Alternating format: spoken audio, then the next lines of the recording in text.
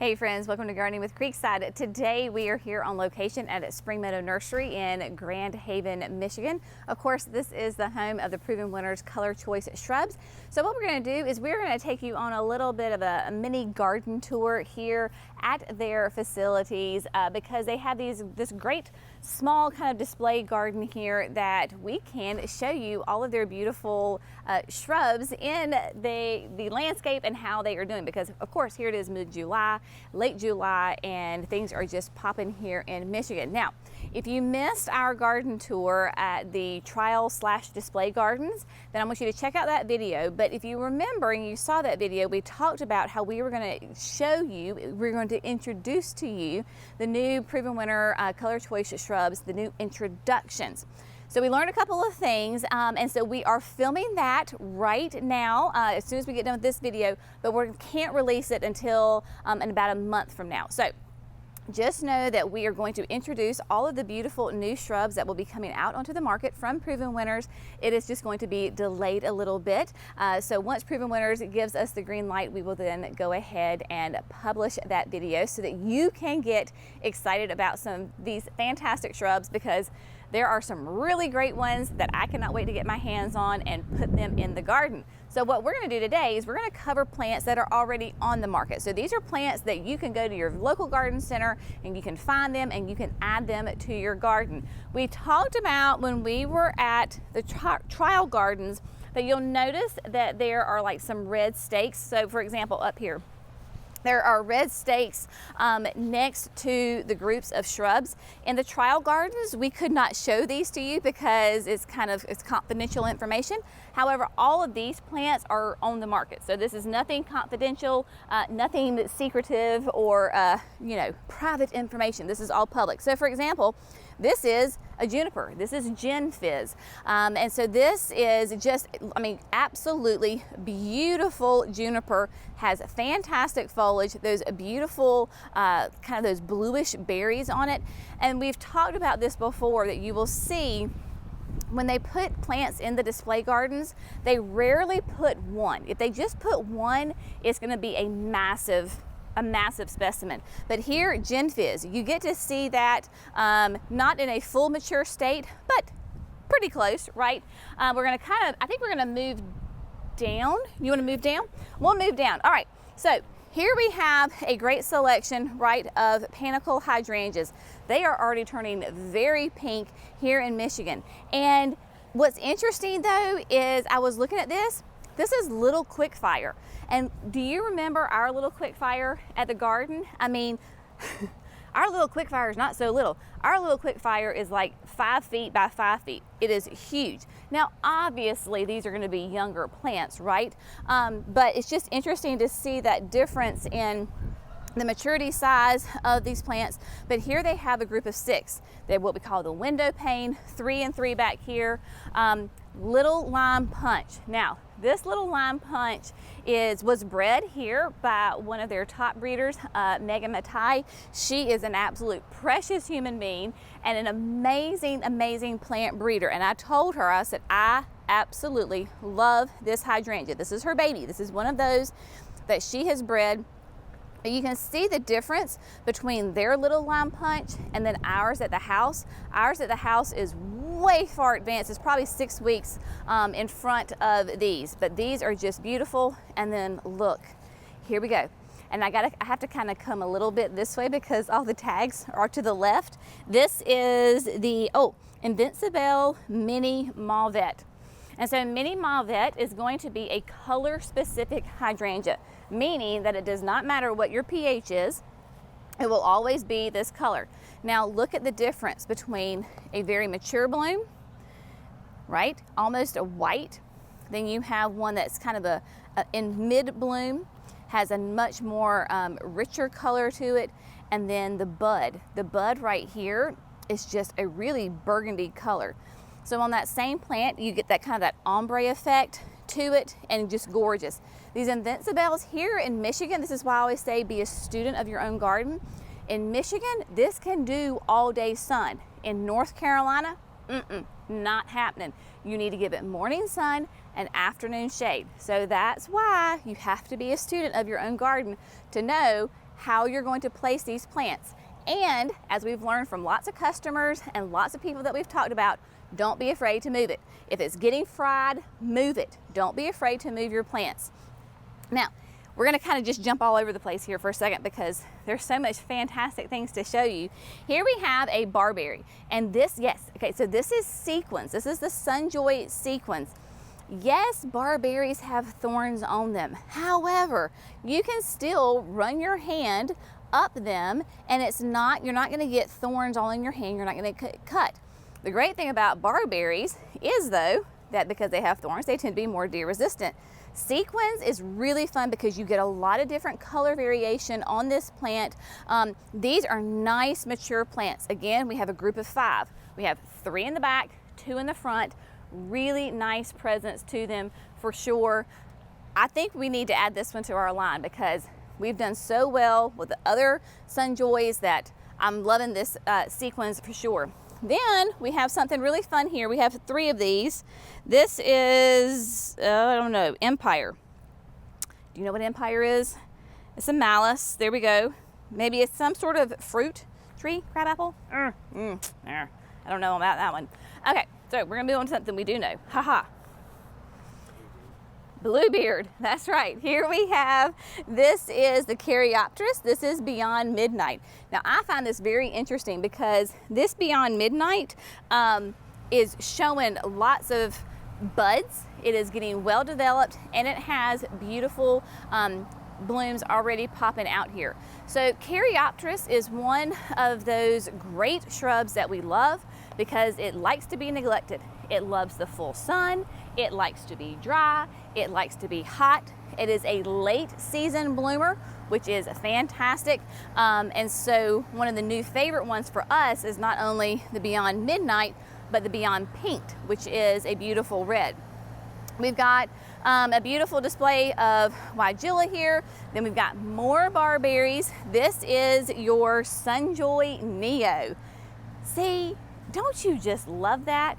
Now this is going to be about a mature size plant. So Sunjoy Neo is going to be more petite than say the sequence was that we just saw, but massive color explosion, just absolutely stunning, beautiful up against, I think that was that My Monet?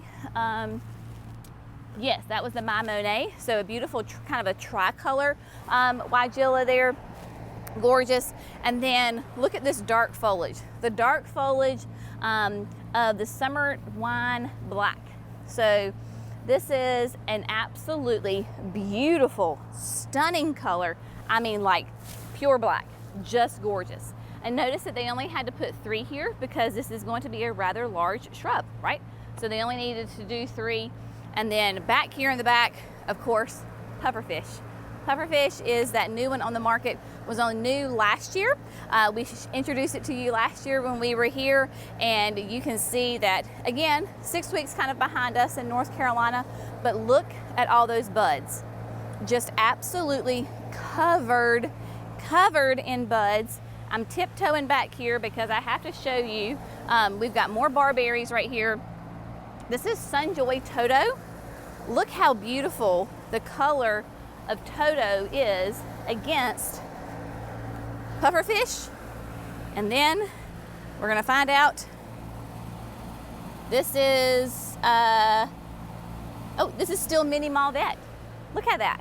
So you still have another mini Malvet back here. You've got some pugsters, the pufferfish, but like beautiful, right? So you've got size difference, you've got texture difference, you've got 2 hydrangeas right beside each other, but completely different look, completely different color, beautiful barberries, fluffy.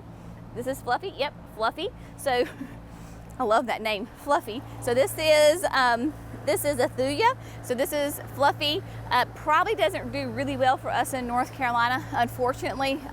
Sometimes those limey green colors don't do quite as well for us there. But yeah, just beautiful. So this is a great display though of the shrubs. We even have trees are going into some red buds. So they've got a beautiful, nice red bud right here. The red bud, let me just tell you the name because I know you people do enjoy the names. This is Midnight Express. So Midnight Express, beautiful, nice. I wouldn't say it's mature, but it is a very nice size. And then of course, Smoke Bush. Look at this. This is a black. I bet this is more sequins, Sunjoy sequins. Yep. So you got sequins right here with the Winecraft black. So of course it's called a smoke bush because these plumes will, when they fill in, look like there's smoke coming out of it, but an absolutely stunning, stunning display right here. More Weigelas, you've got more Barberries right here. This is the citrus, Sunjoy citrus. Bright poppy yellow up against that black of that summer wine black. Just gorgeous. Coming down, you will see we're right here, right? They have, what do they say? It's like 45 to 60 acres of covered greenhouses. I mean, it's insane. They are massive. They do what, 15 million liners a year? It's just, the size of this place is crazy. But we've got more Barberries, the beautiful Weigela that is in bloom right now. This is Midnight Wine and Spirits, maybe. I can't find a tag. Don't quote me on that one. We're gonna move this way. Okay, so come this way. All right, so we're gonna walk up to the other side of the garden. We're gonna come back here in a minute and show you some of the fantastic shrubs that are already on the market.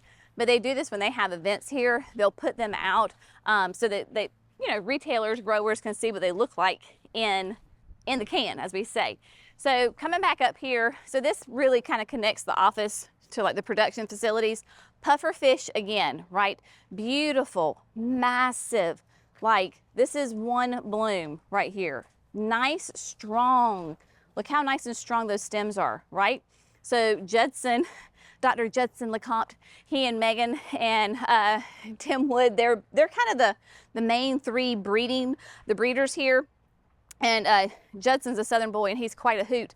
And he said they like to take these panicle hydrangeas where they're really nice and tight. They like play football with them. So that's fun. But they've planted a Temple of Bloom right here. Of course, we know that Temple of Bloom, like we saw, will get nice and big. So imagine it coming out of here, gorgeous. And Roses of Sharon. Got a beautiful hedge of Roses of Sharon right here. Do you know why they have Roses of Sharon right here? Because on the backside is their AC units. Their AC and their heating. So they planted this beautiful hedge right here that is getting ready to pop an explosion of full bloom. But yeah, right back here are all the mechanics. So they're hiding that, right? So even here at the nursery, they're using their own plants to hide the mechanics of the nursery. I love that. And then we'll come this way. Jerry will maybe meet me around. So we've got more groupings of, look at the Buddleia, right? You've got Firelight Tidbit, nice, mature, small panicle hydrangea, but this is basically a mature size. So for those of you that are new and have Firelight Tidbit in your garden, relatively new, that's gonna be about a mature size. Of course, they're just starting to bud out. And then Pugsters. I mean, you just cannot go wrong with the Pugster Blue. So just making sure, yep, Pugster Blue, all the way down. So the Pugsters we love because they're nice, petite. Butterfly bushes, really, they say anywhere from 2 to 3 feet tall and wide. In the South, we tend to go much on the upper side of them. Petite bush, but nice, big, full-size blooms on them. Look at this bloom. Look at that. It is massive. That's at least 12 inches long. Gorgeous. And then they have, of course, some Roses of Sharon pop through here. Do you know what this is? Yep, Fairy Trail Bride. So even in, here we are in zone 5B, maybe, that is the Fairy Trail Bride. And exciting things happening with Fairy Trail Bride, but Judson was saying that, which is interesting because Fairy Trail Bride, I think, is listed as a 7 to 9. They say they really does well with some shade. So especially because in the winter time, when we get those late freezes, if you can put it in kind of a sheltered area, it does better. So I was like making a mental note, probably gonna be moving my Fairy Trail Brides. And then this is a viburnum. This is a Steady Eddie. Yes, it looks like a hydrangea. When I first saw it at the first glance, I thought it was a hydrangea because it has that kind of that lace cap bloom to it. Of course, it's just now starting to bud out. but it is not. It is a viburnum. This is Steady Eddie. And then as we're moving down, of course, you've got, this is more of the little lime punch. Just adore this hydrangea. And then look, candy corn. Yes, candy corn, spirea, just doing magnificent. And we've got, ooh, look at this. You know what this is, Jerry? You want to take a guess? It is. So they have done, this is fun. This will be what's new on the market, y'all. A pufferfish standard. So they have one here and then they have one here. I see a new trend happening. Oh my gosh, that's going to be fantastic. Yeah, and then coming on down, looks like probably more pufferfish with some boxwoods in there, some durvillas. Yeah, so now we're gonna go underneath the shade. It's a little toasty here for me. Okay, let's see. What do we have here? We have, oh yeah, okay.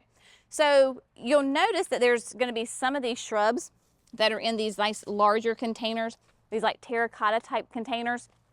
So what they do in like the R&D greenhouse, research development, they move these back and forth. Obviously they're nice and big, mature shrubs. So they overwinter in the greenhouse, get nice and big, and then of course they can move them out. So this is the Parpelou Rouge. This is of course a beautiful Rose of Sharon because they can get, you know, nice and big. So this one is going to be hardy in zones 5 to 9, and the tag is in meters. So normally we'll say like 8 to 10 feet tall, and full sun, it could be 10 to 12. I don't know, I can't do my my transitions very well over there. Now, Invincible Sublime, this was new on the market this year. I think it was this year maybe. We have it at the nursery right now. So that Invincible series are those smooth hydrangeas, bloom on new growth, but look at that beautiful color specific flower. Nice big head. Remember, be a student of your own garden. So if you're in zones, so it's zones 3 to 9. So if you're in zones 3 to 5, definitely could do full sun. If you're in 6-ish to 9, you're going to need to give it more shade. The more heat and humidity you have, the more shade it's going to need.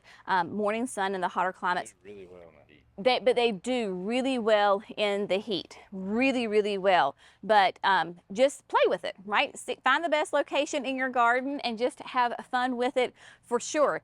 We've got more Temple of Blooms. We've got all sorts of beautiful, coming on down here. We've got more of the trees, the Temple of Bloom, the doozies, the candy corns. Really interesting. It was interesting. This is why we love coming to these events. So here at Leaderboard, we were talking about if you're a southern gardener, a southern grower, we cannot keep enough candy corns. Double Play Dolly is a new one on the market, has very similar, but look at that, very similar coloring to candy corn. I currently have Dolly, but I haven't had a ton of experience with it yet. But it has those similar colors to the candy corn, with those nice raspberry colors to it. Now, this, my friends, this is one of those that I was telling you that goes in and out of the greenhouse. This is a little lime punch. Dear heavens to Betsy, is this not spectacular? Look how, look. This is what Judson was talking about. Look, I mean, and these are wet, like they watered these. And so really tight. I mean, you could come in here with wind and rain and they are not going to flop. The breeding on this is fantastic. It is an amazing plant. Absolutely adore little lime punch for sure. Look at the crepe myrtles. So I believe the crepe myrtles are also part of Megan's breeding program and has done a really nice job. This is the center stage. We have coral right here. So this is coral. And so coral is more, I know this sounds weird, is more pink. And then we have center stage pink, which to me is more like a fuchsia color, but just know the difference. There are two different ones here, but really near black foliage on them, and just of course those beautiful flower colors. These are going to be hardy in zones 6B to 10, so these are more cold tolerant crepe myrtles, and 6 to 12 feet tall and wide, much more manageable. Beautiful lilacs, of course. The Tough Stuff hydrangeas. This is Tough Stuff Top Fun. Beautiful lace cap. We've got Quickfire Fab, another one that we absolutely adore because it is just so one of the earliest blooming panicle hydrangeas. More roses of Sharon here. We've got, look at this, how fun is this? So this is a fall cypress. This is called Haywire, and it too is in one of those terracotta containers, so they move it in and out of the greenhouse. Is absolutely such fun texture to this. Hardy in zones 5B to 9. Do you think they'll let me put it on the plane? You think this would work as a carry-on? You think I could put this on my lap? Because you know, if you can fit it on your lap or stick it under your seat, you can take it on the plane. I don't think I'll make it. 12 to 18 tall and wide, but so fun. This would work for us because it goes all the way up to a 9. Let's Dance Lovable. So nice. Look at that, Let's Dance series. So these bloom on new growth and old growth. Again, this is one for us in North Carolina where we would need to give it a little bit of a break in that hot afternoon. It doesn't do really well in the heat of the afternoon sun. And then maybe Limelight Prime. Trying to find, here we go. Haha, I was right. Limelight Prime. So nice upright stems, beautiful panicles on those as well. And then El Nino. So if you haven't picked up on the theme here in the last couple of videos we have done, I am just fascinated with this plant. So El Nino is a type of desert orchid. Now you can see that this is a more mature plant. It's in a 3-gallon plant. They are starting to go ahead and put it in that standard form. Has beautiful bark on it. It's a nice kind of a light brown bark. This is going to be those ones where you have a hot, dry area. This is going to be perfect for that because El Nino is going to be hardy in zones 6 to 9, and it's going to be that small tree. It's going to be about 5 to 8 feet tall, 4 to 6 feet wide, and just does these nice, big, almost like a snapdragon type flower, fragrant, pollinator attractor, hummingbird attractor. Love it. There is a lot of fun stuff that is, of course, currently on the market. So what we're going to do now is a total teaser. We're going to end this video. We're going to go ahead and film the video of all the new introductions that are out here that I can share with you. And that video will come whenever Proven Winners tells me I can release it, which will probably be like end of August, 1st of September. So just know we've got some fantastic things to that you can add to your shopping list in the coming spring year. If you can find them, grab them. We'll have that video for you in a couple of weeks once we get the go ahead. But we hope you have found this fun, informative, and inspirational. I think it's really important to know where your plants come from. And this is, if you have a Proven Winners ColorChoice shrub of any kind, it came from here. This is the home, and then it went out from here and it's found its way into your garden. Huge thank you to all the fantastic staff here at Spring Meadow. They are always so warm and hospitable and welcoming, and just an absolute, they just give us all sorts of great information, fun, inspiration, and of course, fantastic plants. We hope you have found this fun, informative, and inspirational. I've already said that once. I'm tired. Happy gardening, my friends. I will see you next time. Bye.